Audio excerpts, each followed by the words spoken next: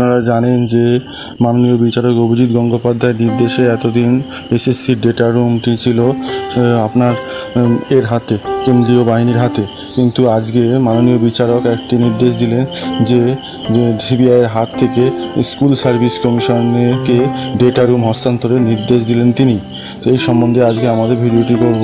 এই data room সিবিআইয়ের হাতে থাকায় সেখান থেকে এসএসসি অফিস থেকে এখন আর বিজ্ঞপ্তি প্রকাশ করা যাচ্ছিল না, কিন্তু মাননীয় বিচারক এখন সেই নির্দেশ দেওয়ার ফলে আবার পুনরায় সেই বিজ্ঞপ্তি এসএসসি প্রকাশ করতে হবে। তা সেই খবরে যাই। তবে যাওয়ার আগে আমাদের এই চ্যানেলটিকে যারা দেখছেন এরকম লেটেস্ট ভিডিও পেতে হলে আমাদের চ্যানেলটিকে অবশ্যই সাবস্ক্রাইব ও শেয়ার করবেন।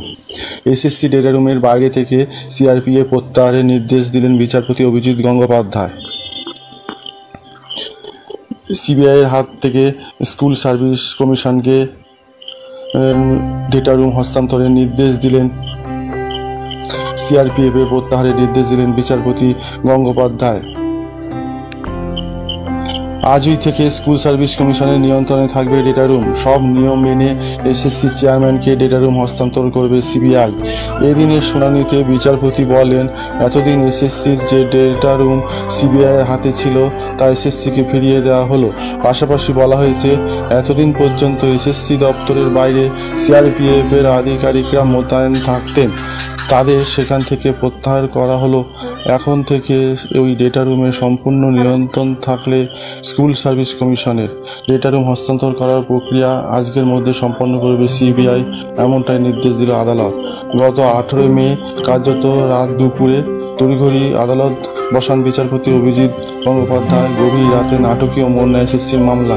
চেয়ারম্যানের পদত্যাগের পর তথ্য প্রমাণ বিকৃতির অভিযোগ জানিয়ে ফের হাইকোর্টে দ্বারস্থ মামলাকারীরা। তাদের বক্তব্য শুনে বিচারপতি গঙ্গোপাধ্যায় রাত থেকেই এসএসসি দপ্তরে সিআরপিএফের নিরাপত্তা মুড়ে ফেলার নির্দেশ দেন। দপ্তরের সিসিটিভি ফুটেজ আদালতে পেশ করার নির্দেশ দেন তিনি। প্রায় 4 মাস সেই নির্দেশ বিচারপতি অভিজিৎ গঙ্গোপাধ্যায় প্রত্যাহার করলেন।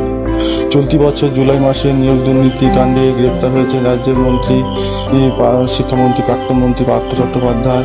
দিন কয়েক আগে এসেছে দুর্নীতিকাণ্ডে পার্থ চট্টোপাধ্যায়ের বিরুদ্ধে আদালত বিস্ফোরক দাবি করে ইডি। নিয়োগ দুর্নীতিতে প্রাক্তন মন্ত্রীকে সরাসরি অভিযুক্ত বলে দাবি করেন তদন্তকারী অফিসাররা। এটা আপনারা সবাই জানেন। পার্থ ঘনিষ্ঠ অনেকেই এখন ধরা পড়েছে। এছাড়া অনেক